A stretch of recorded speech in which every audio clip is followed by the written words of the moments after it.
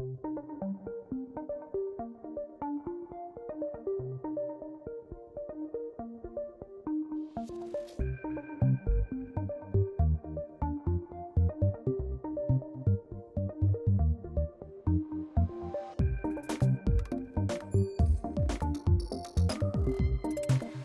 mentioned some unique ways to collect receivables in an efficient manner. I think you talked about a lockbox.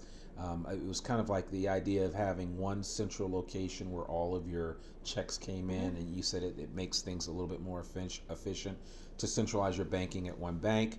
And I know you worked at a bank previously, so you've had some experience in that area. Asking clients to make deposit payments at a time the proposals accepted, tracking AR, etc. Can you kind of just go into some of these different manners and maybe some of your preferences when it comes to this? Because I know you give people recommendations about this. Yeah, absolutely. So in addition to having a strong collection policy, Right. one of the other things too that I want to talk about is figuring out who should be the one handling the money side of the relationship. I would say most firms have the project manager be the first line of collections on the other side. We were talking about this yesterday when we were kind of discussing some of the things that we see all the time, you know, outside of like curriculum in the real world. Right. What do we see when we're talking to companies? And this was something that we see all the time. Yeah. Is that we set up companies and have the project manager, so the architect, engineer, surveyor, planner, whatever it is, Right. be the person whose job it is to collect the receivables from their client, who they're also trying to deliver exceptional service to and say that we're experts and that, you know, we're very valuable and all of that. Right. And you just have to question whether that's the best use of your project manager's time. You know, and we were discussing yesterday that the core competency of somebody in accounting whose job it is to collect AR is to collect AR.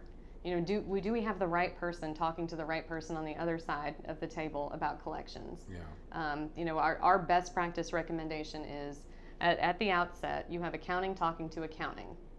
Your collection policy is such that for the majority of the collection cycle, ideally the entire thing, the project manager isn't even involved. Okay.